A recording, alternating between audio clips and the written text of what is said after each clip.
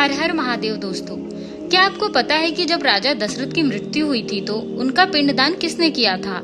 आपको जानकर हैरानी होगी कि राजा दशरथ की पुत्र वधू माता सीता ने राजा दशरथ का पिंडदान किया था। पर सोचने की बात यह है कि भगवान राम और लक्ष्मण के रहते माता सीता ने ऐसा क्यों किया? क्योंकि वनवास में तो वो तीनों ही गए थे।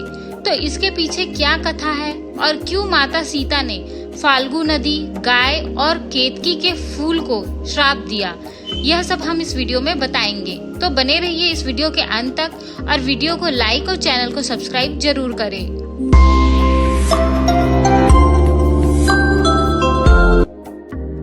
गरुड़ पुराण के अनुसार पितरों का श्राद्ध करना एक ऐसा शुभ कार्य है जिसे किसी भी स्थिति में रोका नहीं जाना चाहिए। रामायण कथा के अनुसार माता सीता ने भी दशरथ का पिंडदान किया था। श्री राम, लक्ष्मण जी और देवी सीता जब वनवास के लिए गए थे, राम जी के वियोग में राजा दशरथ का देहांत हो गया। श्री राम, लक्ष्मण और देवी सीता को जब इस बात की सूचना मिली तो पितृपक्ष में तीनों राजा दशरथ का श्राद्ध करने के लिए बिहार गया में स्थित फाल्गु नदी पर पहुँचे। फाल्गु नदी के तट पर पहुंचकर श्री राम और लक्ष्मण श्राद्ध के जरूरी सामान लेने नगर में चले गए, जबकि माता सीता उनके वापस लौटने की प्रतीक्षा करने लगी। बहुत समय बीत जाने पर श्री राम और लक्ष्मण जी नहीं लौटे। पिंडदान करने का शुभ मुहूर्त निकला जा रहा था। वहीं दूसरी तरफ माता सीता फाल्गु नदी के किनारे बैठकर प्रभु श्री राम और लक्ष्मण जी के वापस लौटने की प्रतीक्षा कर रही थी।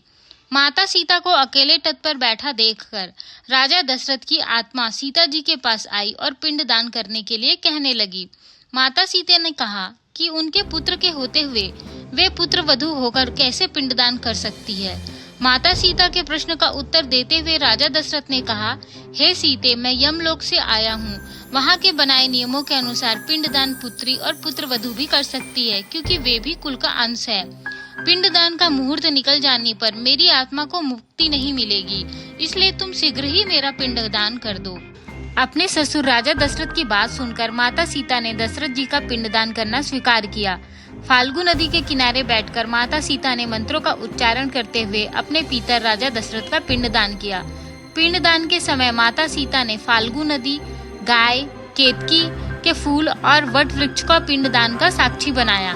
जैसे ही माता सीता ने शुभ मुहूर्त में राजा दशरथ का पिंडदान किया, उनकी आत्मा को तो मुक्ति मिल गई। कुछ समय बीतने के बाद जब श्री राम और लक्ष्मण माता सीता के पास पहुँचे तो सीता जी ने उन्हें राजा दशरथ की आत्मा के धरती लोक पर आने की घटना के बारे में बताया। सीता जी के मुख से यह पूरी घटना सुनकर श्री राम और लक्ष्मण को बहुत आश्चर्य हुआ।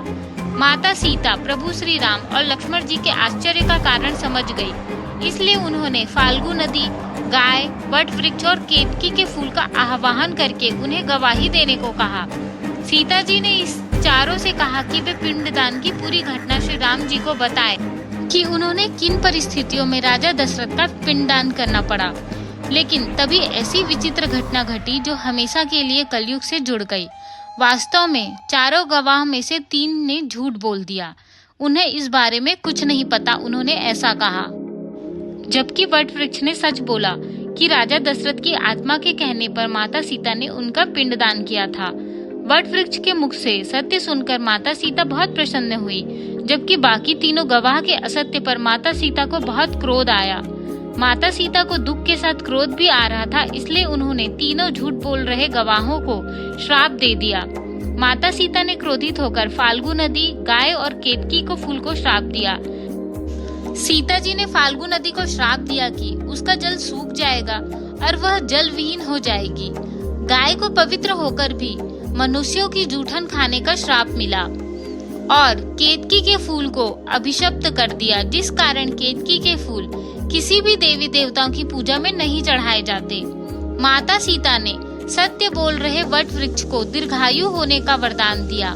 माता सीता के दिए गए श्राप और वरदान का प्रभाव कलयुग में भी दिखाई देता है।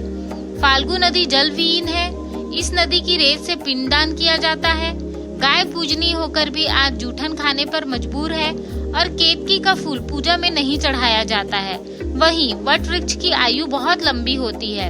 उम्मीद करती हूँ दोस्तों आपको यह जानकारी पसंद आई होगी, तो प्लीज हमारे वीडियो को लाइक करें और हमारे चैनल को सब्सक्राइब करें। हर हर महादेव।